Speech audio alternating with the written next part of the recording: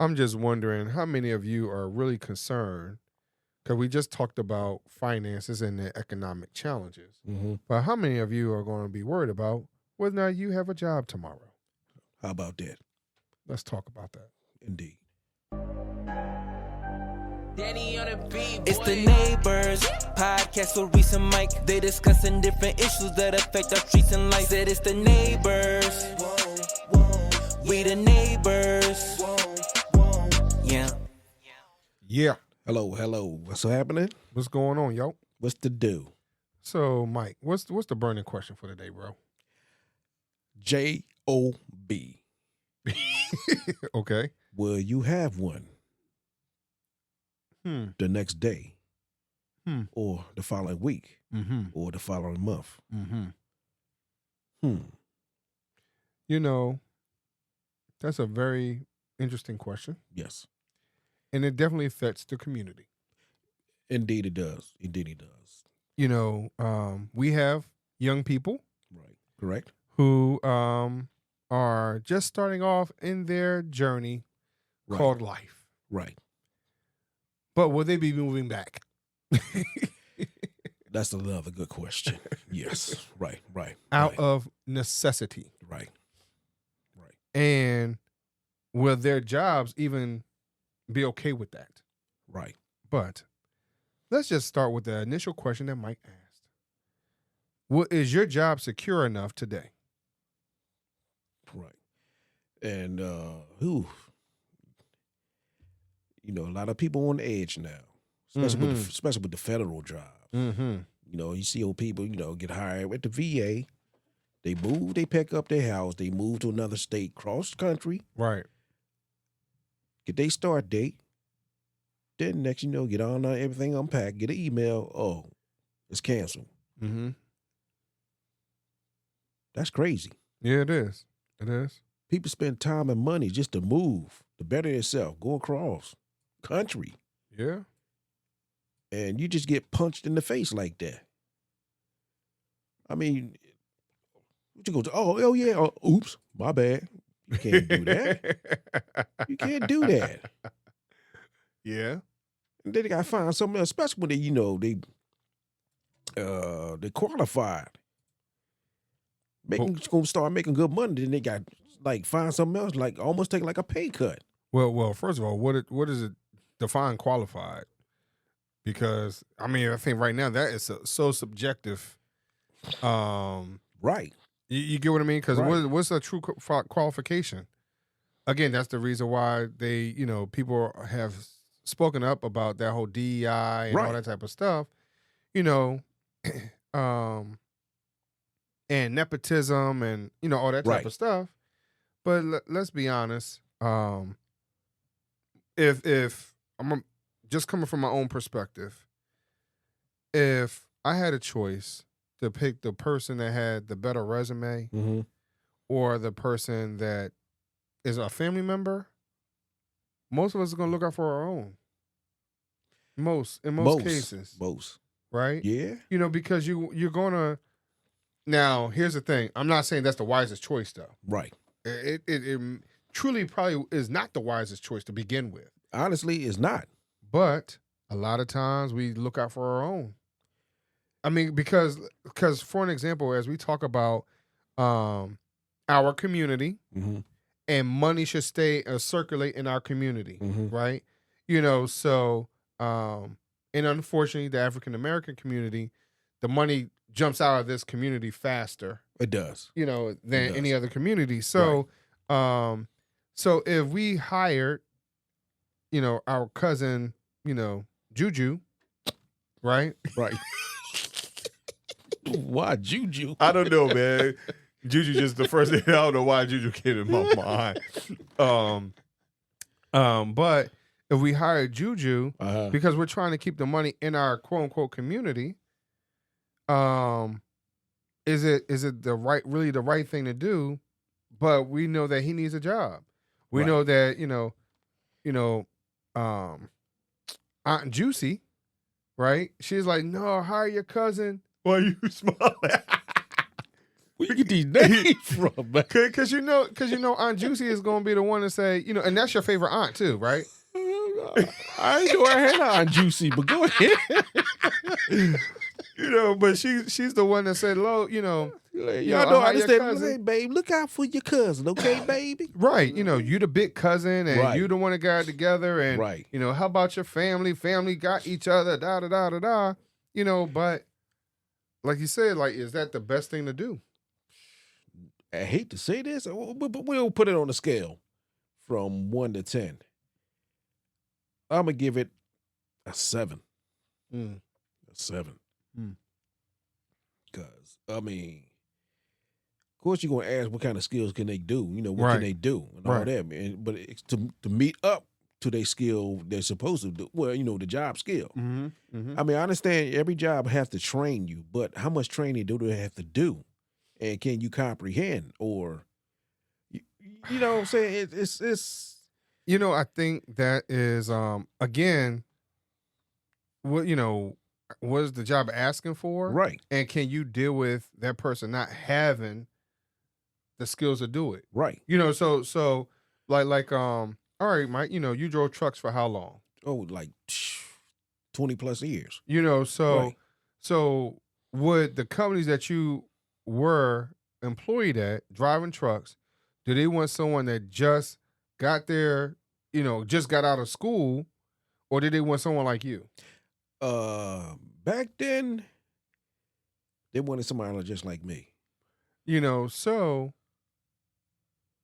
But if I know that I could bring in that other person at a cheaper rate, you get what I mean? I think because right now, again, we're talking about people trying to cut costs and increase profits. Right. But like that situation depends on what job it is. Because, all right, driving a truck, you come in with no experience driving a truck, especially straight out of school, that can be costly and more accidents. Well, see, and here is the thing that I think people misinterpret about driving a truck, because some people feel as though that's a very simple job. No, it's not. Especially an 18-wheeler. No, it's not. But you get what I'm saying though. Some people kind of look at it like, hey, you're a truck driver. Well, first of all, truck drivers get paid pretty nicely. Number one, but number two, how many of you could drive your little 4-wheel, 2-door car without an accident? Without an accident. Let alone, like you said, 18 wheels? Right. Correct.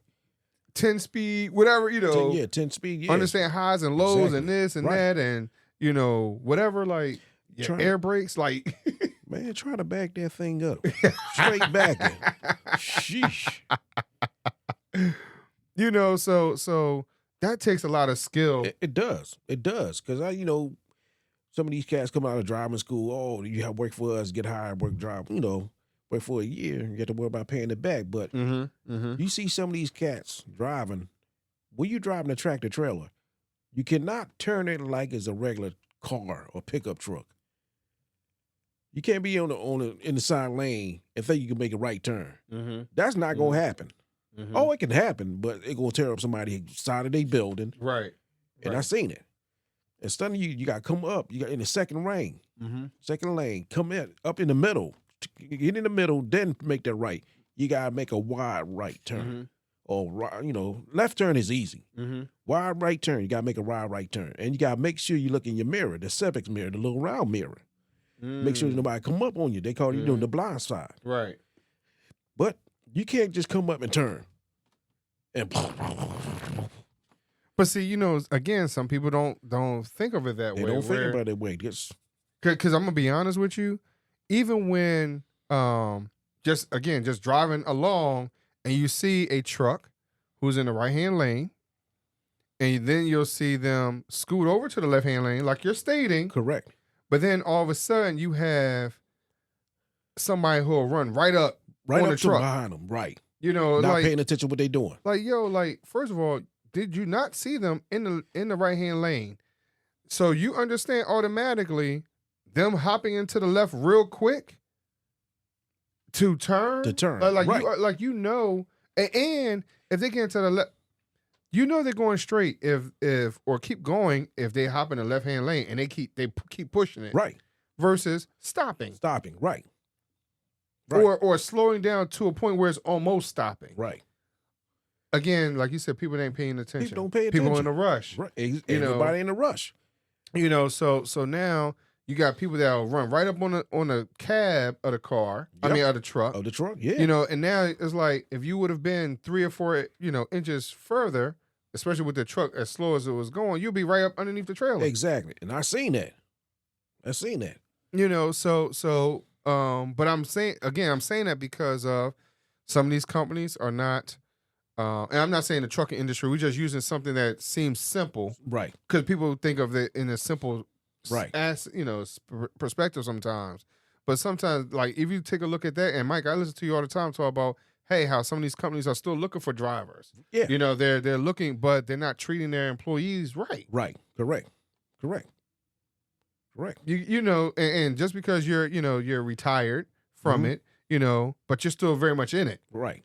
You know, so what is that industry going to look like in the next 2 or 3 years, especially with all the challenges that's going through with employment? And, right. You know, all these people that's going to be more than likely unemployed soon. Right. And the thing is, like, you hire these people, to do a job. First of all, these days, like, there's no more employee morale. No. That died 10, 15, 20 years ago. Yeah, morale's down. It's down. Yeah. And you have people, appreciate, oh, man, go to work. Yeah, cool, no problem. But we come to work and it's always some BS. Yeah. People gonna get tired. What they gonna do? They're gonna go somewhere else. Yeah. I heard almost on some of these jobs, the manager, you be thankful you got a job. No, thankful you got a job because it's quicker for me to find a job than you. Yeah, they kill me. They used to say that. I'm like, come on, really? Yeah, because I got a CDL. What you got? Yeah. But I think that's a challenge. Some people take some of this stuff for granted. Yeah, exactly. You know what I mean? And with the market changing, right? The market is really changing across the board. Across the board. Because if you really think about it, how much, even again, from this simple idea of this job, is the truck driving industry going to be automated? They have autonomous trucks throughout the world. Yeah, I understand that. They do, but when it comes to certain scenarios, like certain situations, okay, there's an accident up ahead. Would the truck know to slow down? I mean, we've already seen some people who have autonomous cars run right into people. Exactly. Or freeze up on them. Right. Can we stop? Right. But you're going to need a human behind the wheel. You're going to. Right. You need to. You're going to have to. Make certain decisions. Okay, it's icy out. Should I slow down or just keep speeding? Right. What's it going to say? Oh, ice on the ground, slow down. It's not going to do that. Yeah. Not going to do that. Because, going up to the mountains, Poconos. Okay. They call them running ramps, emergency ramps. Yes. To grades. Mm-hmm. It's for a truck is losing control, don't have no brakes. What they do, they go to that pad over there and helps grab all that, helps slow the truck down. Right. Now, would an automatic truck know how to do that? Yeah, that's a good question. They don't. I mean, come on. Yeah. Yeah. I mean, and granted, the automated truck will probably know that ramp is there based off of GPS and everything else. Not even that. But would they know? Well, you know what though? I mean, because you're talking about brakes being censored, I guess, right? So you think about some of those really, really high-end cars, like their brakes are censored. Right. So would they know that the brake is failing? It probably would. But like you said, some of that is more of a human touch. Human touch, correct. Because there could probably be a brake situation where you're like, maybe I can coast it through versus having to take the ramp. Right. Depending on the scenario. Hey, you know what? It's not that much traffic. If I keep going, if I just take my foot off the brake and let gravity take its course. Right. Slow it down. But I mean, a truck driving by itself, ain't no parachute gonna come out. Slow it down, right. You know? Right. You know, so I think, like you said, I think some of that is, you know, touch and feel. Touch and feel. Correct. You know, but how do we deal with that, especially if we think that employment rates are going to change and, you know, whatever, again, for stuff that we think is basic. I mean, I know for myself, being in customer service for so long, that I listen to my compadres that are still in it, and how a lot of them are home, right? But I said, well, how many calls do you receive? They're like, their call volume has dropped. It's dropped. And the reason being because there's so many, you know, so much to the answering machine. Right. Right? You know, that when you call, press 1 if you want this. Press 2 if you want that. Right. Press 1 again if you want this. Please hold and wait. Hold and wait for what? Especially if there's no calls in queue. So, because the machine is trying to answer everything and route everybody and all that type of stuff. Well, yeah, I mean, with that situation, I mean, basically, that's like for like simple questions. Like, say for instance, like, well, would you want to know about your account when your account due? That's like something like that, but something deeper. You need to talk to somebody. Well, I mean, so I again, like I said, I get the simplicity, right, of the idea. Okay. But like because, you know, granted, you know, if I'm looking up my bank account, I don't normally call, but if I did call, 9 times out of 10, I'm looking for something more. I don't realize what I want until later on. You get what I mean? Okay, got you. You know, I'm just saying from my own experience from me. Gotcha. Okay. Because normally if I want to know my account, I just log into the website, right? Right. You know, but if there's a discrepancy or something else, like I don't understand, like, yeah, I want to talk to somebody, but I don't want to go through 100 different prompts. Yeah. You get what I mean? Like, you know, and or if I have so with me being in healthcare, and me hearing what the patients or whatever want when they call about their health insurance, I'm like, all right, I could verify your benefits, right? And I could tell you what this, you know, how this bill was paid or whatever else, right? But you know, the patient though, or the customer, is rather impatient, because, yo, I had to go through 13 different prompts to get to you, for you just to tell me that y'all denied it. Well, I want to know why y'all denied it. You get what I mean? Right. You know, so they're already frustrated. They're already upset. Right. They're all, you know, so I can't sit here and say that the automation part works. You know, because like you're saying, even for a trucking situation, automation doesn't work because, like you said, if the brakes fail or you know, can the machine judge distance? Exactly. What action to take? You know, right? The emergency off ramp. Well, should I take? Well, you know, take that or right.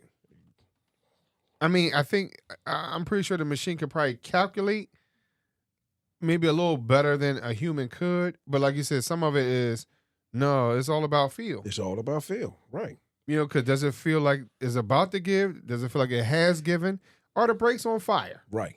I mean, don't get me wrong. It can sense a car that's in front of them. Right. You got car, you know, slow down, right, automatically. But certain scenario, is it going to slow down when you got no brakes? Right. How you going to slow down? Right. And in that too. So if from a runaway truck, and you're going down a 3-lane highway, right? And if there's traffic ahead, is the robot, quote unquote, going to know which direction it needs to take in order to save lives? Right, exactly. You get what I mean? Exactly. Because again, you know, hey, I do a lot of research. I look at a lot of different stuff, especially at 2-3 o'clock in the morning. So I've watched. I thought I was the only one. You know, so you know, when I've seen, based off of what you're talking about, some truckers where they have taken their truck and just allow the truck to flip versus running to other cars. They jackknife their truck, yeah, to save lives, right? You get what I mean? Right. You know, so they're like, no, I'd rather put it in the dirt. Yeah, because he kill somebody. Yeah, somebody get killed. Yeah, I'd rather put it in the dirt too. You know, Yeah. but will the robot, quote unquote, know what's best? Exactly. You know, so if for myself, like I said, being in healthcare, especially when I was working on the weekends, and a patient would call, and they're like, hey, you know, I got my medication, and I need a 5-day supply. Mm-hmm. That, I mean, I had a lot of those type of calls. Mm. You know, and so you know, so if you have, or it will be like maybe a Friday late, you know, evening or whatever else, and somebody will call and say, hey, I need my you know, asthma medication or my pain medication, Right. and I just ran out. Well, I do see, you know, is the robot going to be able to approve that or not? Because a lot of that, again, like you said, some of that needs a personal touch. It definitely. You know, so yeah, y'all, you know, so I just want to know, are y'all experiencing some of these same things where we're talking about the economy, where we're talking about things that's going to affect the community, Right. you know, of, hey, what is your job situation? Right. How's it going to change? How has, you know, AI changed the, you know, the game a little bit? Right. And are we relying too much on it where some of us are really, really going to lose a whole bunch of jobs? Oh yeah. As you see in especially in the factories now, automobile, you know, building cars. Right. They all robot arms. Right. Now I'm gonna be honest with you. If you know, there's some things that, hey, if this windshield needs to be placed because of some of the product that they're using might be a little heavier than, Right. You get what I mean? I understand that, yeah, you but get what I mean? But there are some things where you don't need the robot. you don't need it, right? But you know, now you got robot building cars. Right. I mean, look, I saw a robot building the house. Like you know, because in all reality, if you're using heavy equipment, it's already technically a machine. Pretty much. Then put a robot, you know, put AI in it. Yeah, but the only thing is, the human is controlling it. Yeah, but you know, when I saw that robot building that house, I'm like, oh wow, that's what we getting to now. Yeah. You get what I mean? You know, so how many of y'all are concerned about where y'all jobs are going? Right. And will you be employed by the end of the year? By the end of the year. I mean, you know, we're not saying that everybody's going to be unemployed, depending what field of work you in. Right. Especially government jobs now. That's definitely ain't what it used to be. Right. You know? Right. So because that's all up and down. I don't care where you are, it's up and down. Right. So yeah, y'all, you know, continue to listen, and you know, if y'all got a question, hit us up. Feel free. Okay. Peace. Have a good day. Thanks for hanging out with us on the Naybors podcast. We hope you enjoyed the conversation and felt right at home. If you like what you heard, don't be a stranger. Subscribe, leave us a review, and share this with your friends and fam. Got something on your mind or a topic you'd love to hear us talk about? Hit us up. Until next time, remember, we're all just neighbors working together for a better community. Stay safe, stay connected, and we'll catch you in the next one.